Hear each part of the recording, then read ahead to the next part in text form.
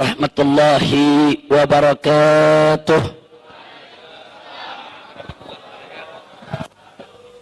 Bismillah walhamdulillah wassalatu wassalamu ala rasulillah wa ala alihi wa sahbihi wa mawalah.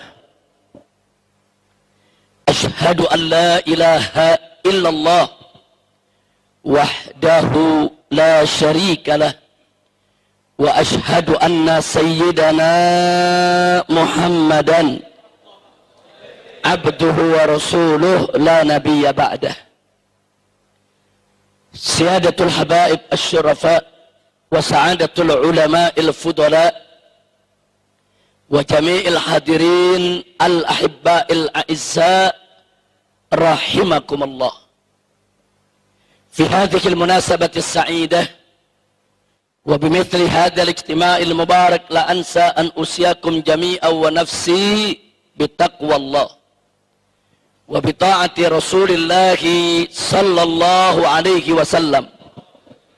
فنسأل الله سبحانه وتعالى أن يهدينا إلى صراطه المستقيم ويجعلنا من المتقين ويدخلنا جنته جنة النعيم بحق سيد المرسلين والحمد لله رب العالمين. تقبل الله منا ومنكم فتقبل يا كريم. Kepada para alim ulama, para kiai, para habaib yang sama kita cintai dan sama kita muliakan. Wabil khusus orang tua kita semua, guru besar kita bersama, yaitu Syekhuna Al-Muhtaram Al-Mukarram Kiai Haji Hasim Muzadi hafidhahullahu ta'ala wa ra'ah famatanallahu bituli hayatih wa nafa'ana bi'ulumih fid dini wad dunya wal akhirah amin ya rabbal alamin. Alhamdulillah beliau sudah hadir bersama kita. Beliau sedang menunggu di rumah guru kita, orang tua kita, Al-Muhtaram Al-Mukarram Kiai Haji Muhyiddin hafidhahullahu ta'ala wa ra'ah famatanallahu bituli hayatih wa nafa'ana bi'ulumih fid dini wad dunya wal akhirah amin ya rabbal alamin.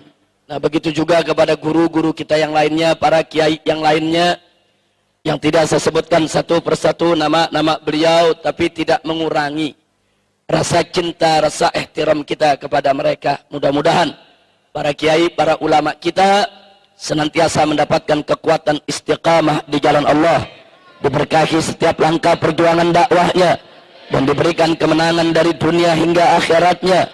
Amin ya rabbal alamin. Ahibail kiram, sebelum saya menyampaikan apa yang sepatutnya disampaikan pada kesempatan yang berbahagia ini dan di tempat yang penuh keberkahan ini, ayo bersama-sama terlebih dahulu kita baca suratul Fatihah yang kita niatkan untuk sahibul haul, itu ayahanda yang tercinta almarhum Kiai Haji Ilyas Yahya Ishaq Yahya dan almarhumah istrinya, yaitu orang tua daripada guru kita, daripada ustadz kita yang pada malam hari ini kita peringati haulnya. Kita doakan ala Allah subhanahu wa ta'ala an yataqasyahuma birahmati wal maghfirah wa an yataqabbala minhuma jami'al salihatihima wa tajawaz anhuma jami'as sayyiatihima wa an yaj'alahuma min ahlil khair wa yajma'huma fi ma'a jami'i ahlil khair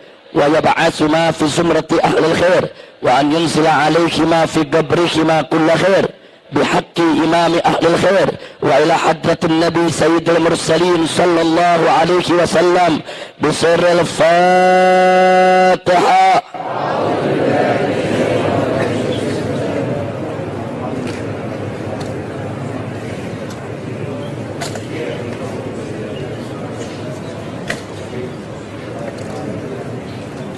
Taqabbalallahu minna wa minkum fataqabbal ya karim. Ahibail kiram, satu kehormatan bagi saya dan satu kebahagiaan tersendiri pada malam hari ini saya bisa berkumpul dengan keluarga besar Nahdlatul Ulama.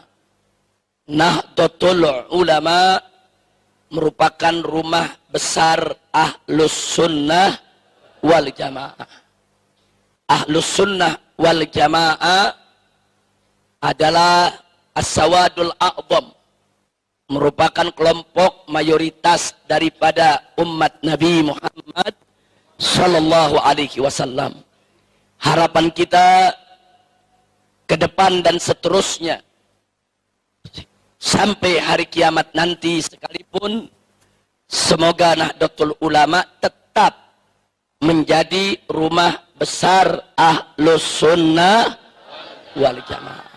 Nah, yang ingin saya sampaikan pada kesempatan malam hari ini, tanpa mengurangi rasa kebersamaan kita, keinginan kita untuk membangun persatuan, tapi perlu saya berikan indar, perlu saya berikan warning kepada segenap Ahlus Sunnah wal Jamaah, bahwa kalau Ahlus Sunnah wal Jamaah tidak merapatkan barisan, tidak menyatukan potensi sebagai mayoritas muslimin yang ada di Indonesia ini, maka saya ingin ingatkan untuk diri saya dan segenap saudara-saudara Ahlus Sunnah wal Jamaah, bahwa saat ini Ahlus Sunnah ala khatarin azim, berada pada posisi yang sangat kritis dan berbahaya.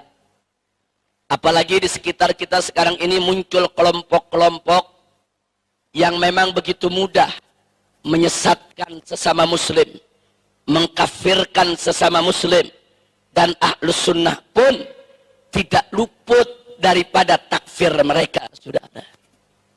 Dan satu hal yang perlu diwaspadai, bahwa akidah Asy'ariyah sebagai akidah inti daripada Ahlus Sunnah wal Jamaah, di samping Al-Maturidiyah, saudara, ini merupakan akidah mayoritas umat Islam di Indonesia.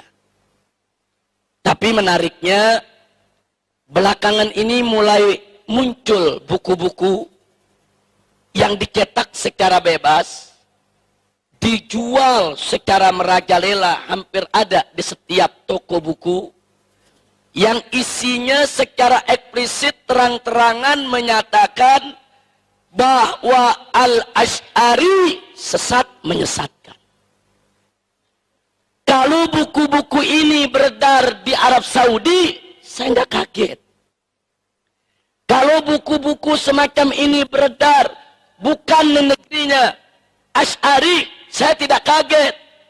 Buku ini diketak, terbit, diperjualbelikan, disebarluaskan di depan mata jutaan kaum Asy'ariyah, saudara. Ada apa? Jawabnya cuma satu di antara dua. Ima yang menerbitkannya nekat, atau mungkin gila, saudara. Dia udah nggak peduli dengan yang mayoritas, udah nggak ada takutnya, saudara. Atau mungkin yang kedua, mereka sudah merasa kuatnya. Mereka sudah merasa pengaruh, mereka sudah mencakar di seluruh pelosok negeri ini. Dan yang lebih mengejutkan lagi, saudara, dalam sistem pendidikan Indonesia, dalam kurikulum ilmu agama, dari mulai ibtidaiyah, tsanawiyah, aliyah di Indonesia, yang diajarkan adalah akidah sulasiyah, trilogi tauhid, yang diajarkan oleh Ibn Taimiyah dan disebarluaskan oleh Syekh Muhammad bin Abdul Wahhab. Kemana akidah Asy'ariyah? Kemana akidah Ahlus Sunnah wal Jamaah?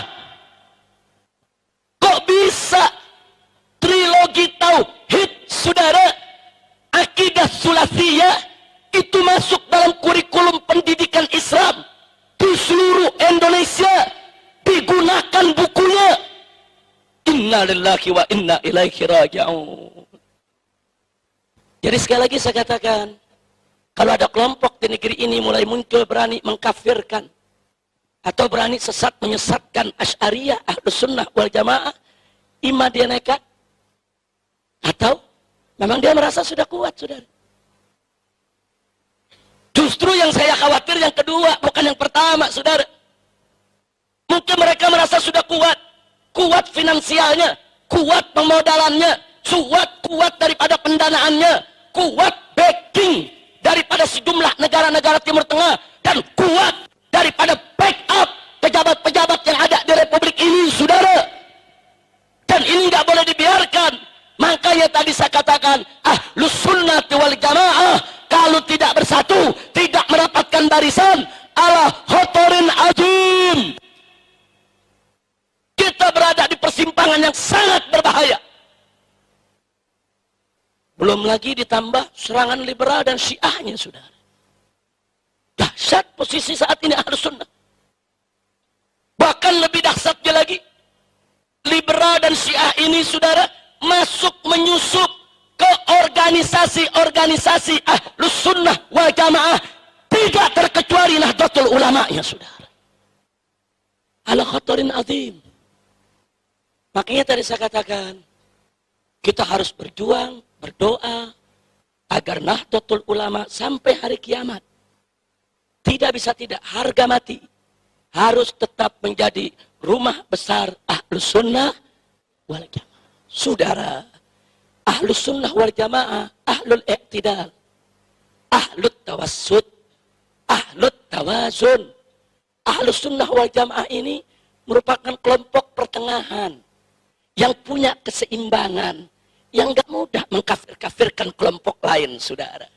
Ya, kita tidak mau NU diliberalkan. Kita tidak mau NU itu disiahkan. Apalagi kalau NU diwahabikan, saudara. Dan kita juga tidak mau kalau NU harus memusuhi Syiah dan Wahabi. Itu bukan watak NU, saudara. Memusuhi apalagi mengganggu madhab-madhab di luar Ahlus Sunnah wal Jamaah. Tapi NU tidak boleh diam manakala Asy'ariyah digerogoti, Asy'ariyah dihabisi, manakala Asy'ariyah dikafir-kafirkan. Insya Allah. Karena itu, saudara, pada kesempatan malam hari ini ingin saya ingatkan, selama Ahlus Sunnah wal Jamaah menjadi mayoritas di Republik ini, insya Allah NKRI akan tetap bersatu, saudara. Maaf, kita harus jujur mengakui bersatunya NKRI bukan karena Pancasila atau UUD 45, tapi bersatunya NKRI adalah karena Ahlus Sunnah wal Jamaah yang menjadi mayoritas penduduk Indonesia dari Sabang sampai ke Merauke, saudara. Kalau Pancasila tidak dijaga oleh Aswaja, kalau UUD 45 tidak dijaga oleh Ahlus Sunnah, dari kemarin sudah hilang, tidak lagi menjadi dasar negara kita, saudara. Kalau Ahlus Sunnah tidak menjadi mayoritas, saudara, yang ada di Republik Indonesia ini, mungkin dari kemarin Indonesia sudah berkeping-keping menjadi negara-negara kecil, porak-poranda. Lalu kenapa dari Sabang sampai ke Merauke, dari Aceh sampai ke Irian sana, ada 300 suku bangsa lebih, saudara. Kok semua mau bersatu di bawah NKRI? Semua mau bersaudara, semua ingin tetap dalam persatuan negara kesatuan Republik Indonesia. Karena mereka semua adalah Muslim. Muslim yang bagaimana? Muslim yang Ahlus Sunnah wal Jamaah, yang cinta persaudaraan, yang cinta persatuan, yang cinta sesama Muslim, yang gak gampang mengkafir-kafirkan orang, saudara. Hati-hati, saudara. Ini persoalan takfir bainal muslimin, amrun azim wa khatir. Allah sudah ingatkan dalam surat An-Nisa ayat 94. Wallahu subhanahu wa ta'ala qala wala taqulu liman alqa ilaikumus salam lasta mu'minan. Jangan sekali-kali, kata Allah, hai orang yang beriman, kau katakan kepada orang yang memberikan salam kepadamu, artinya sudah menunjukkan identitas Islam, sudah menunjukkan syiar Islam. Enggak boleh kita katakan kepada dia lasta mu'minan, kamu bukan orang mukmin, kamu bukan orang Islam, kamu kafir, kamu musyrik, haram. Ini prinsip Ahlus Sunnah wal Jamaah, sudah. Kecuali kufrun bawah, kecuali kufrun sharih, kecuali kekafiran yang nyata. Seperti apa kekafiran yang nyata, saudara? Meyakini Allah beranak, atau Allah diperanakan, atau meyakini ada nabi baru setelah Nabi Muhammad SAW. Tapi, saudara, kalau dalam persoalan-persoalan furu, Baik itu furu'ul akidah, apalagi furu'ul syariah, saudara. Ahlus sunnah punya prinsip. Tidak boleh sembarangan untuk mengkafirkan sesama muslim. Maka itu Al-Imam Abul Hasan Al-Ash'ari radhiyallahu ta'ala anhu, sebagaimana diriwayatkan oleh Adz-Dzahabi dalam kitab Siyar A'lamin Nubala, bagaimana beliau berpesan kepada para muridnya sebelum wafatnya. Beliau katakan dengan tegas, "Ishhadu alayya anni la ukaffiru ahadan min ahli qiblah." Persaksikanlah olehmu, hei para muridku, hei para pengikutku. Ini Imam Abul Hasan Al-Ash'ari, imamnya mazhab akidah Asy'ariyah. Beliau katakan, persaksikanlah atas diriku, sesungguhnya aku tidak mengkafirkan seorang muslim pun daripada ahlul kiblat, saudara. Subhanallah. Nah lalu bagaimana ini muncul kelompok-kelompok yang gampang betul ngafir-ngafirin orang. Ada Syiah yang ekstrim, berkafir-kafirkan sahabat Nabi. Ada Wahabi yang ekstrim, berkafir-kafirkan ibu bapak Nabi, saudara. Saudara, ini negeri Ahlus Sunnah wal Jamaah. Dari kecil kita diajarkan oleh orang-orang tua kita bagaimana menghormati ibu bapak Nabi dan bagaimana mencintai para sahabat Nabi. Sampai setiap sholat Jumat, saudara, bagaimana khutbah al-Jum'ah min Ahlus Sunnah wal Jamaah selalu dan selalu mengajak umat untuk apa? Untuk taraddi alal khulafa'ir rasidin. Wardallahu ma'anil khulafa'ir rasidin. Sadatina Abi Bakr wa Umar wa Utsman wa Ali radhiyallahu ta'ala anhum. Coba kita lihat, ini ciri Ahlus Sunnah. Enggak ada Ahlus Sunnah berani kurang ajar kepada para sahabat Nabi. Dan dari dulu, saudara, Ahlus Sunnah wal Jamaah diajarkan untuk hormat kepada keluarga Nabi, kepada ibu Nabi, bapak Nabi, anak keturunan Nabi. Sekarang muncul dai-dai Wahabi berani teriak di atas mimbar, saudara-saudara, walaupun keluarga Nabi kalau tidak dapat hidayah tetap masuk neraka. Contohnya adalah ibu dan bapak Nabi. Kenapa dia tidak kasih contoh Abu Lahab, saudara? Saudara-saudara, walaupun kerabat Nabi kalau tidak mendapat hidayah tetap masuk neraka jahanam. Contohnya adalah Abu Lahab. Kan disepakati, saudara. Kenapa memberikan contoh begitu kurang ajar kepada kedua orang tua Nabi? Oh, alasan mereka, kita punya dalil. Jangan kau pikir dalilmu belum dibaca oleh ulama Ahlus Sunnah wal Jamaah. Jangan kau pikir dalilmu belum dikupas, belum dikaji oleh ulama Ahlus Sunnah wal Jamaah. Gak boleh kau sembarangan menerjemahkan dalil hanya dengan modal bisa bahasa Arab. Gak boleh. Baca dulu ayat-ayat Al-Quran yang menjamin kesucian asal-usul Nabi, saudara. Baca dulu hadis-hadis yang lain yang menjamin kesucian kemurnian asal-usul Nabi, saudara. Jadi kalau hadis yang kau pahami dengan pahammu bertentangan dengan ayat-ayat dan hadis-hadis lain yang menjamin kesucian asal-usul Nabi, wajib kau takwilkan supaya tidak bertentangan dengan Al-Quran dan hadis yang lebih kuat. Bukan seenaknya menurut nih, saudara, jenggot baru selembar, bikin celana kekurangan bahan, pakai nyala-nyalain Asy'ariyah, nyala-nyalain Ahlus Sunnah, kutu onta. Maka itu saya mau tanya dulu nih, warga NU nih semua, saya mau tanya nih, siap bersatu tidak? Jawab yang kompak, siap bersatu tidak? Siap berjuang tidak? Siap bela Islam tidak? Takbir. Shallu ala Nabi.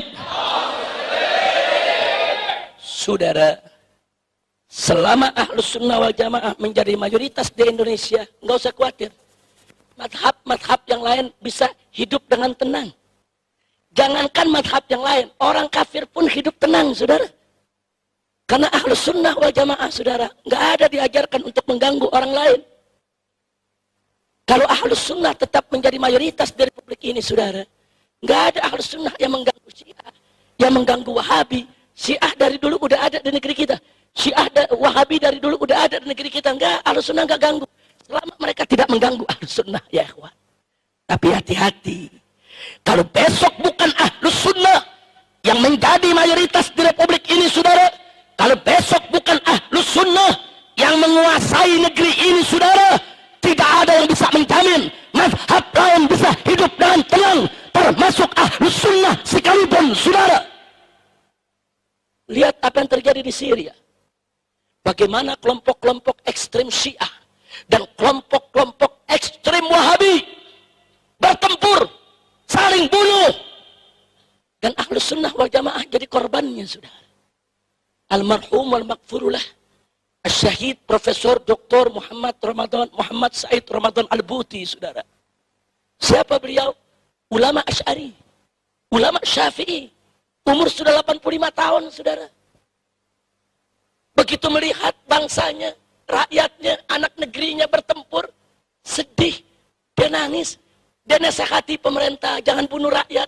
Dia nasihati rakyat, jangan berontak kepada pemerintah. Kedua belah pihak dinasihati, saudara. Diminta duduk bermusyawarah.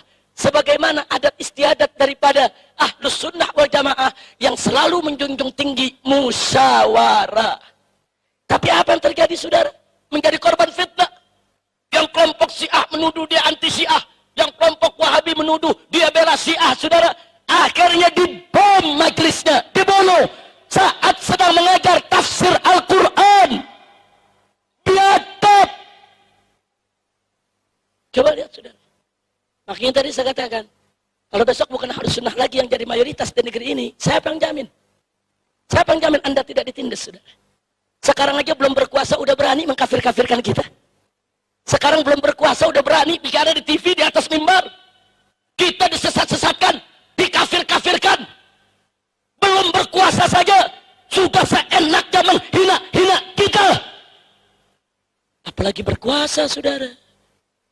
Nah, saya bicara begini, bukan saya memprovokasi Anda untuk memerangi Syiah atau memerangi Wahabi, bukan. Tapi saya memotivasi Anda untuk memperkuat diri, untuk merapatkan barisan, untuk menguatkan benteng kita, Ahlus Sunnah wal Jamaah, saudara. Kalau benteng kita kuat, barisan kita kuat, mau Syiah, mau Wahabi, saudara, mau kelompok-kelompok lain, tidak bisa untuk memporak-porandakan persatuan kita. Tapi kalau besok mereka yang menjadi mayoritas, hati-hati. Lihat yang terjadi di Syria. Lihat yang terjadi di Irak, saudara. Lihat yang terjadi di Yaman saat ini, saudara. Yang jadi korban Ahlus Sunnah wal Jamaah. Ma'had Ahlus Sunnah dibom. Rubat-rubat Ahlus Sunnah dibom. Saat ini 4.000 pelajar Ahlus Sunnah wal Jamaah yang selama ini sedang tekun belajar di Yaman, mazhab Syafi'i yang mereka pelajari, Asy'ari yang mereka pelajari, begitu Yaman diobok-obok, diporak-poranda, bubar, pulang semua ke negerinya, saudara. Siapa yang terlibat? Yang terlibat Syiah yang ekstrem, Wahabi yang ekstrem, saudara. Ini ekstremitas, saudara, berbahaya. Mau di kalangan Syiah ke, mau di kalangan Wahabi ke, kalau sudah ekstrem, sangat-sangat membahayakan persatuan Islam. Maka itu, saudara, sekali lagi sebelum saya akhiri, kehadiran saya di sini bukan untuk memprovokasi Anda semua atau memprovokasi saudara-saudara saya dari kalangan NU atau dari kalangan seluruh Ahlus Sunnah wal Jamaah agar memusuhi Syiah, memusuhi Wahabi, membantai, membunuh mereka. Bukan itu, saudara. Tapi saya memotivasi Anda untuk memperkuat diri. Memperkuat diri. Satu informasi yang saya mau sampaikan kepada Anda, saudara. Anda tahu sejak tahun 80-an, Kedutaan Besar Arab Saudi membagi-bagikan ribuan beasiswa kepada santri-santri Indonesia, santri-santri pesantren untuk belajar di Arab Saudi sana. Saya termasuk salah satu yang mendapatkan beasiswa. Saya belajar di King Saud University. Saya selesaikan program S1 saya di sana, saudara. Saya lihat dengan mata kepala saya. Saya dengar dengan telinga saya, saudara. Berapa banyak? Tidak kurang dari 75-80% pelajar Indonesia yang belajar di Arab Saudi, di universitas-universitas pemerintah Saudi, berubah menjadi Wahabi. Kalau sekedar berubah menjadi Wahabi, saya masih nggak kaget, saya masih nggak khawatir. kalau Wahabi buat dirinya. Tapi begitu mereka pulang, berapa banyak di antara mereka direkrut, diberikan tugas, dimodali, dikasih finansial. Untuk apa? Untuk mewahabikan Indonesia. Ya, mereka pulang. Mereka diberikan finansial. Mereka bisa membentuk organisasi, membentuk mahat-mahat, membangun masjid-masjid. Uang mereka banyak, ekonomi mereka kuat, pendanaan mereka luar biasa. Dan mereka di backup oleh kekuatan asing, saudara. Hati-hati kita sentuh mereka. Anda sentuh mereka, saudara, pemerintah Saudi yang akan protes. Ini urusan internasional, saudara. Dan pada tahun yang sama, setelah revolusi terjadi di Iran, Iran pun melalui kedutaan besarnya membagi-bagikan ribuan beasiswa kepada santri-santri pesantren di Indonesia, saudara. Ya, kita bersyukur, kita berterima kasih kepada Saudi, kepada Iran yang telah memberikan kesempatan kepada santri kita untuk belajar di jenjang pendidikan yang lebih tinggi. Tapi kita prihatin, manakala yang di Saudi diwahabikan, yang di Iran disiahkan. 99% pelajar Indonesia yang belajar di Iran jadi Syiah, saudara. Baik, kalau Syiah buat diri mereka, saya nggak kaget. Itu hak pribadi mereka, saudara. Tapi begitu mereka pulang, mereka mendapat misi untuk mensyiahkan Indonesia. Mereka dibiayai, mereka dimodali, mereka mendapatkan pendanaan. Masya Allah. Singkat cerita, ini sudah berlangsung dari awal 80-an. Sekarang kita sudah 2015. Anak-anak kita yang belajar di sana udah banyak pulang, pada jadi doktor, saudara. Nah, sekarang pertanyaan saya, apa yang sudah kita siapkan untuk menghadapi mereka? Besok 1001 dokter Wahabi pulang ke Indonesia. Besok 1001 dokter Syiah pulang ke Indonesia. Dan yang lebih parahnya lagi, sebelum Saudi dan Iran bagi-bagi beasiswa, Inggris, Amerika, Eropa udah bagi-bagi beasiswa. Anak-anak kiai dibujuk-bujuk untuk belajar ke Amerika, belajar ke Harvard University, belajar ke Boston, belajar ke Cambridge, belajar ke Sorbonne, saudara. Didoktrin dengan paham-paham liberal, dengan pluralisme, sekularisme, materialisme, saudara. Segala macam pahaman-pahaman yang bukan paham Ahlus Sunnah wal Jamaah. Ya, mereka berubah menjadi liberal. Kalau anak-anak kita belajar di Amerika, belajar ilmu komputer, kita senang. Belajar ilmu geologi, kita senang. Belajar ilmu kimia, ilmu kedokteran, kita senang. Tapi yang menjadi muskilah adalah anak-anak kita belajar tafsir kepada profesor Yahudi, belajar hadis kepada profesor Nasrani. Inna lillahi wa inna ilaihi raji'un. Saudara, sekali lagi saya ulangi, sebentar lagi 1001 dokter liberal mengepung kita, 1001 dokter Wahabi mengepung kita, 1001 dokter Syiah mengepung kita. Ingat, mereka datang sebagai cendekiawan, sebagai ilmuwan, sebagai doktor. Dan mereka begitu masuk ke Indonesia, mereka masuk ke legislatif, yudikatif, eksekutif. Mereka menjadi penasehat-penasehat menteri, penasehat-penasehat jenderal. Jadi jangan kaget kalau kurikulum Wahabi udah masuk ke sekolah-sekolah kita, saudara. Masuk kurikulum-kurikulum Wahabi ke pesantren-pesantren, saudara. Tanpa disadari.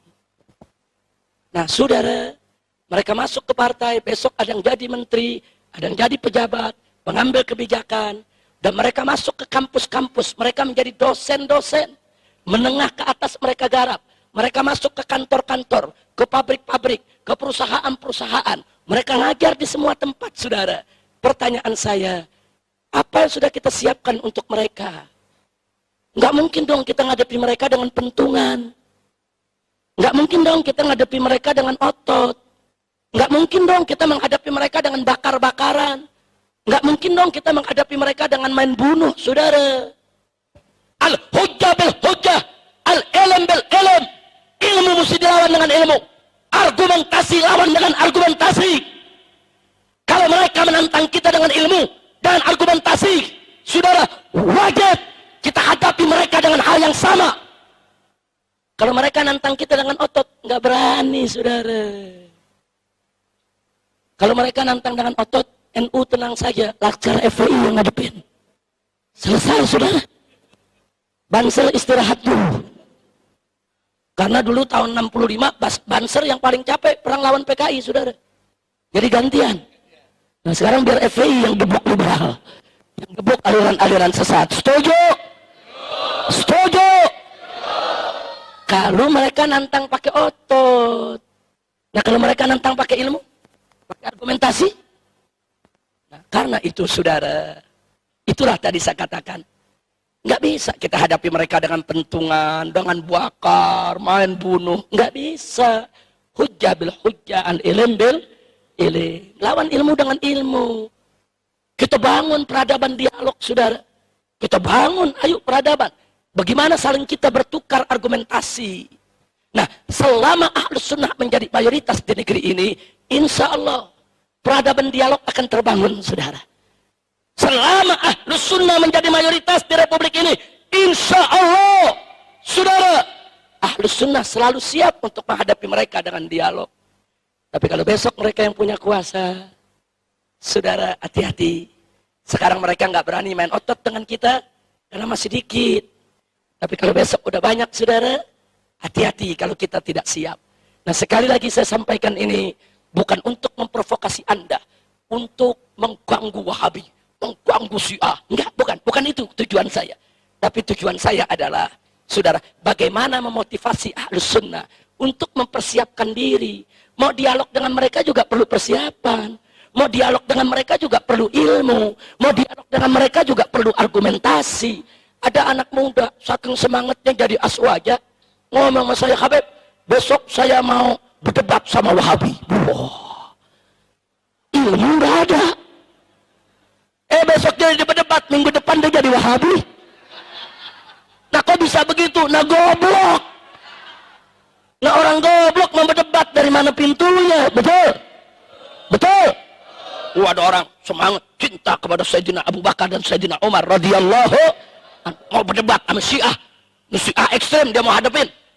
Dia berdebat sama Syiah. Minggu depan dia yang caci maki Abu Bakar Umar.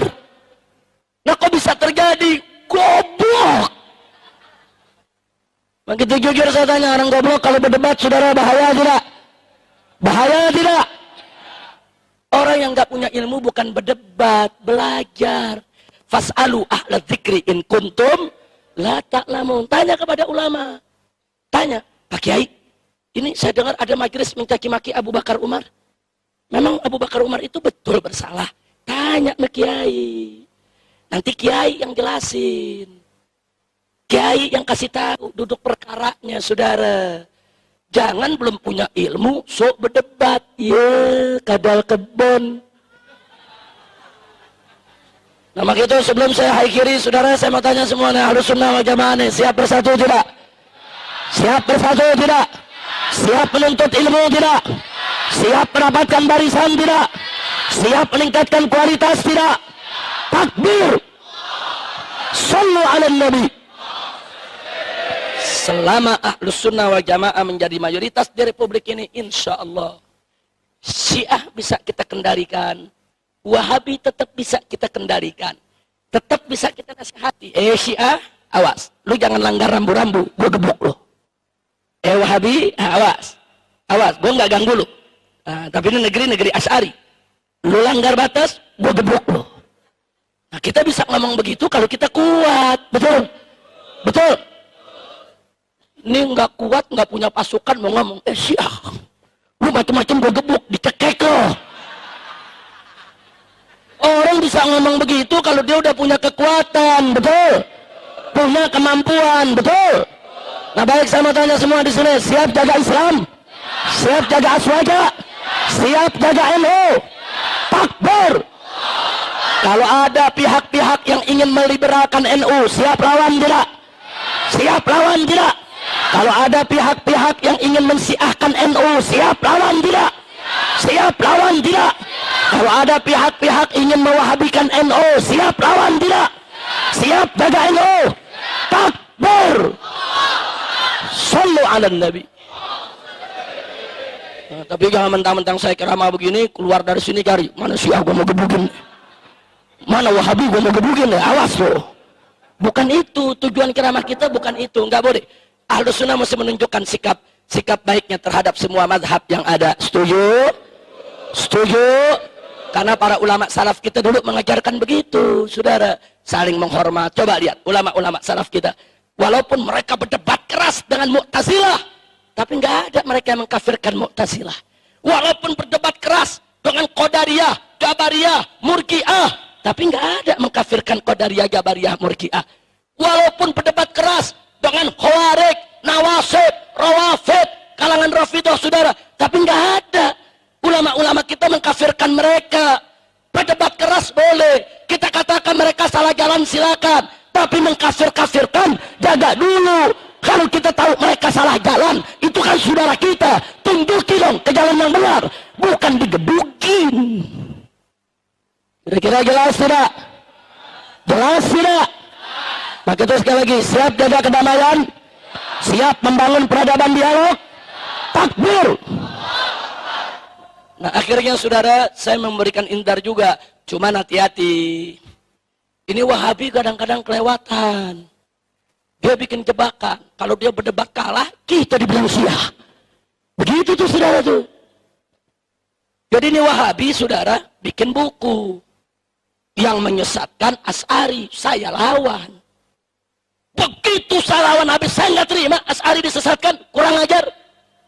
Anak pitik mau ngafir-ngafirin Asy'ari, iya, cacing pasir.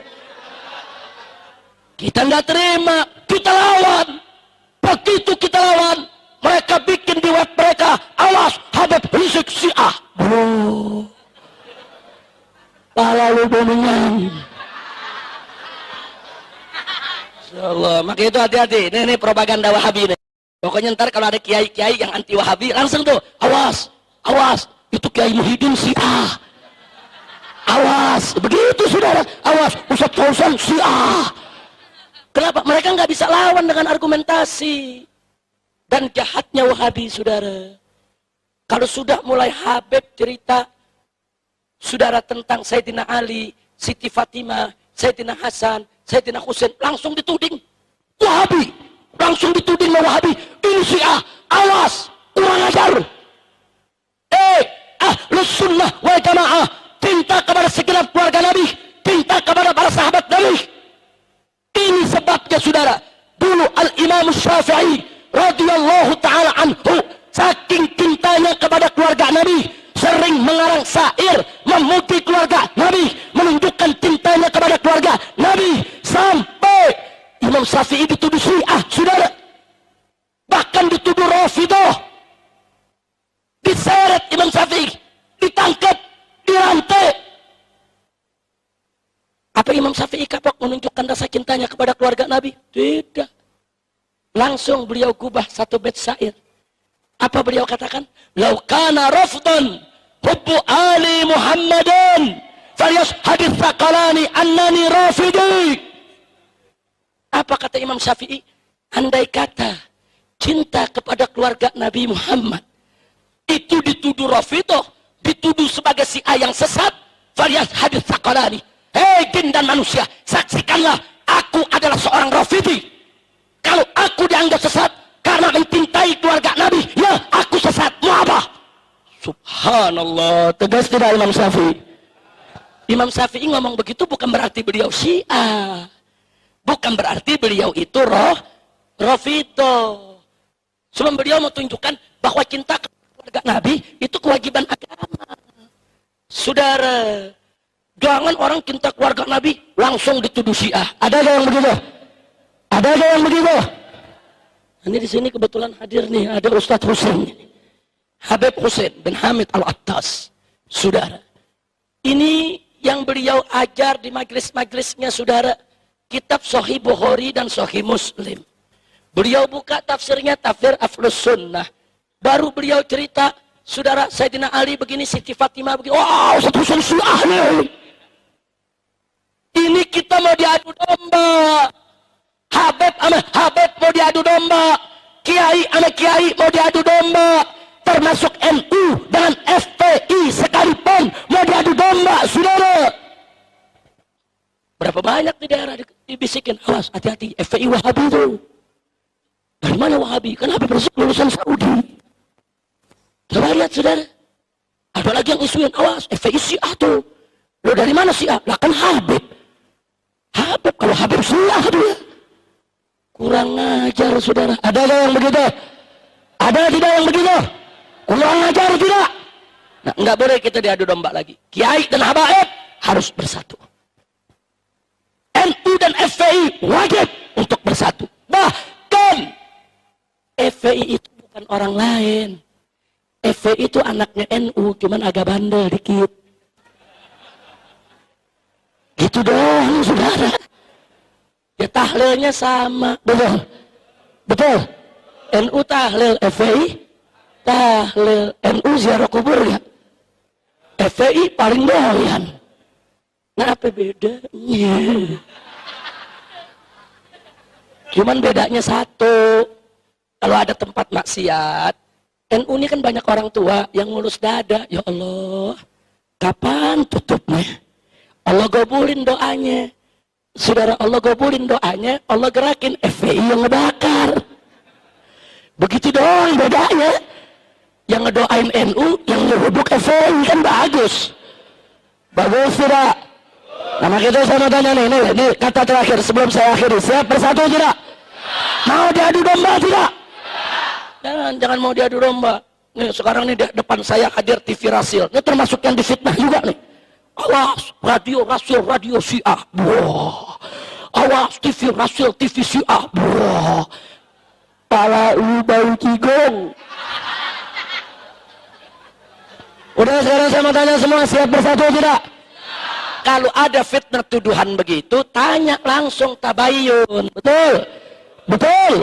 In ja'akum fasikun binaba'in fatabayyanu, tanya dong. Ini media-media Wahabi di internet langsung ditulis, awas, Habib Rizik itu Syiah. Orang tanya, apa buktinya Habib Rizik itu Syiah? Karena Habib Rizik pernah 7 hari ke Iran. Wartawan tanya, Habib Rizik bagaimana?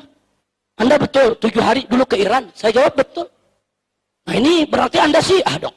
Saya balikin, dulu saya 7 tahun di Saudi, kenapa nggak bilang gua Wahabi? Yang 7 hari dibilang Syiah, yang 7 tahun lo nggak ngomong, betul? Betul? Oh ada lagi, tapi ini Habib Rizik ada fotonya. Kebetulan ada acara Muktamar Internasional, saya berfoto dengan ulama-ulama dunia, termasuk ulama-ulama Syiah. Kita foto nih. Oh, Habib Rizik Syiah. Buktinya foto sama orang Syiah. Wartawan tanya lagi, bagaimana Habib? Oh begitu. Saya juga punya foto sama pendeta. Kenapa saya nggak dibilang Kristen? Bahkan saya bilang, saya pernah jalan-jalan sama anak istri ke kebun binatang, foto sama monyet. Beritain aja Habib Rizik monyet. Betul? Dasar Wahabi goblok. Udah cukup dah, jangan diterusin, kesian ke Hasim, udah malam nih. Udah kita ada Ustaz Husain nih. Nah, mudah-mudahan alhamdulillah di sini ada Ustaz Husain bin Hamid yang hadir bersama kita. Beliau saudara saya, kawan saya. Beliau termasuk yang menjadi korban fitnah. Cuman bedanya nih Ustaz Husain difitnah diem aja di rumah. Kalau saya difitnah nyeruduk, saudara. Saya abang fitnah gue seruduk. Oh Wahabi fitnah, gue seruduk Wahabi. Ngapain pusing-pusing? Makanya Habib Husain saya mau ajak nih supaya jadi tukang nyeruduk juga. Amin. Amin. Amin. Lo kok begitu, Beb? Ya biar di penjaranya gantian. Kita doain biar Habib Husain panjang umur, sehat walafiat, dan biar kita semua selalu bersatu. Amin. Dan doakan Kiai Haji Hasim Musadi supaya beliau diberikan panjang umur dalam taat dan ibadah, dalam sehat walafiat, dan saya berharap beliau ke depan bisa kembali memimpin Nahdlatul Ulama.